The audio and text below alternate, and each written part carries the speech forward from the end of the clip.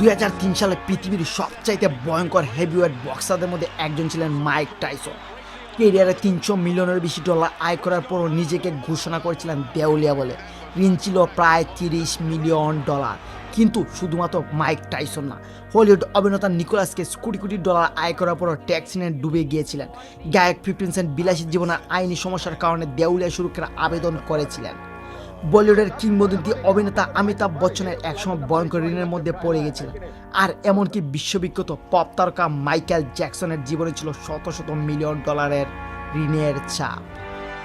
ভাবুন তো, যে মানুষদের পৃথিবীর সাকসেসফুল হিসেবে চেনা হয়, যাদের ফ্রেম, টাকা, লাক্সারি সব কিছু ছিল, তারা কেন ঋণে ডুবে গেল?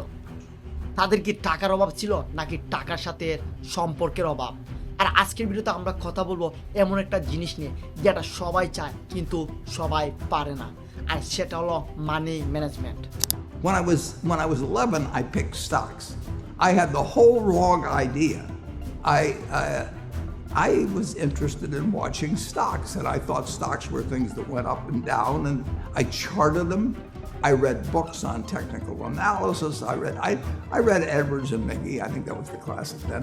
I'm hundreds of pages. আর আমরা ছোট থেকে একটা কথা শুনে শুনে বড় হয়েছি, টাকা মানুষকে বদলে দেয়, অর্থই অনর্থের মূল।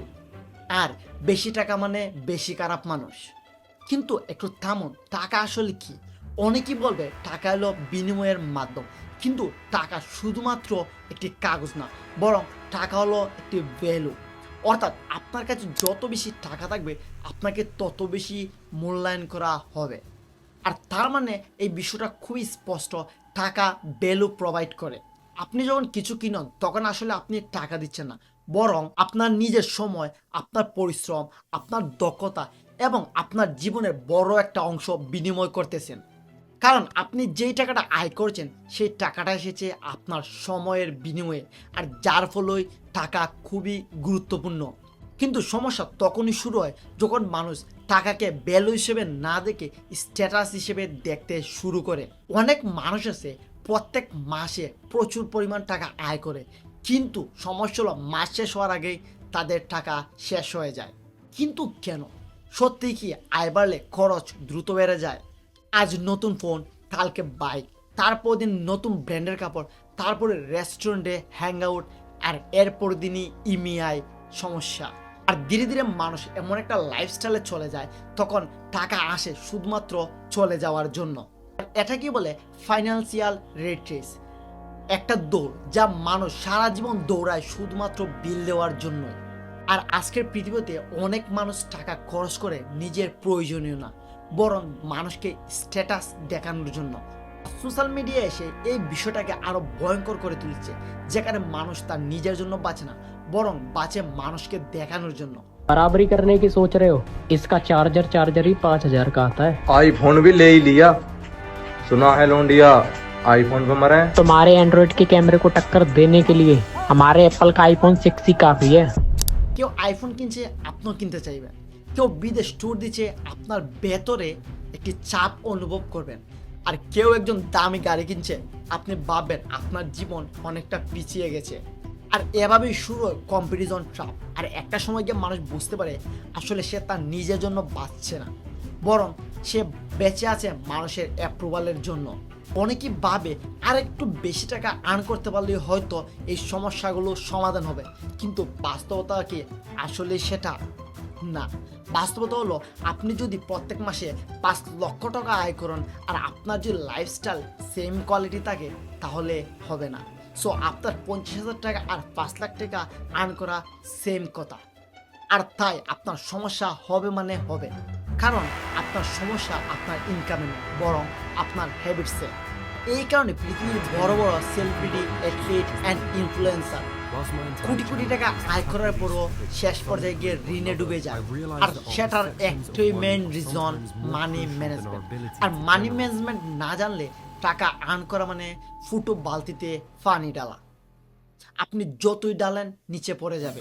আর সবচেয়ে বড় ভুল হলো, মানুষ কখনো ভাবে না কোথায় টাকা খরচ করলে নিজেকে ইমপ্রুভ করা যাবে, বরং মানুষ থিঙ্ক করে যে কোথায় টাকাটা ইনভেস্ট করলে আমাকে একটু লাক্সারিয়াস স্ট্যাটাস দেখাবে।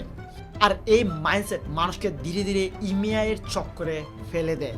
ক্রেডিট কার্ড, লোন, ইনস্টলমেন্ট শুরুতে খুবই খুবই সহজ লাগে, কিন্তু পরে এগুলোই ইনভিজিবল চেইন হয়ে দাঁড়ায়। আপনি তখন চাইলেও আপনার নিজের ইচ্ছা মতো সিদ্ধান্ত নিতে পারবেন না, কারণ আপনার লাইফস্টাইল আপনার ইনকামের দাস হয়ে গেছে।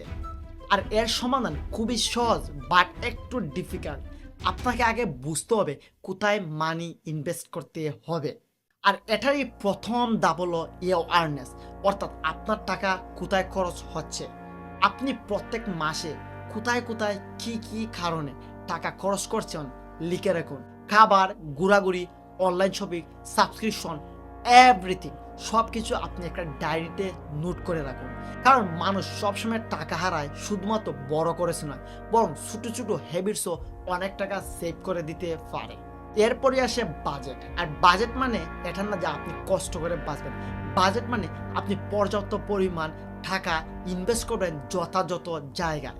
আর এটার মানে খুবই সহজ, টাকা আপনাকে নয় বরং আপনি টাকাকে কন্ট্রোল করতে শিখেন। মানুষের জীবনে আনএক্সপেক্টেড সমস্যা আসতেই পারে, হঠাৎ চাকরি চলে যেতে পারে, আপনি হঠাৎ অসুস্থ হয়ে যেতে পারেন, অথবা ফাইন্যান্সিয়াল পারিবারিক সমস্যা হতে পারে। তাই অনেক ফাইন্যান্সিয়াল এক্সপার্টদের মতে 3 থেকে 6 মাসের টাকা রিজার্ভ করে রাখতে শিখুন। কারণ জীবনের সবচেয়ে ডেঞ্জারাস সিচুয়েশন হলো একটা পেব্যাকের উপর দাঁড়িয়ে থাকা। আর সবচেয়ে গুরুত্বপূর্ণ বিষয়, শুধুমাত্র খরচ কমিয়ে বড় লোক হওয়া যায় না, বরং আপনাকে আপনার ভ্যালু ক্রিয়েট করতে হবে।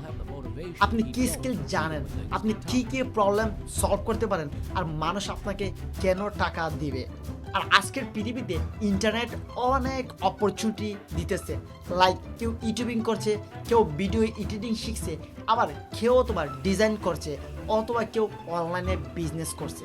আর যে মানুষ যত বেশি ভ্যালু ক্রিয়েট করতে পারে তার ইনকাম পটেনশিয়াল ততটাই বেশি। তারপরে আসে ফাইন্যান্সিয়াল ফ্রিডম। আর ফাইন্যান্সিয়াল ফ্রিডম মানে কোটি কোটি টাকা না।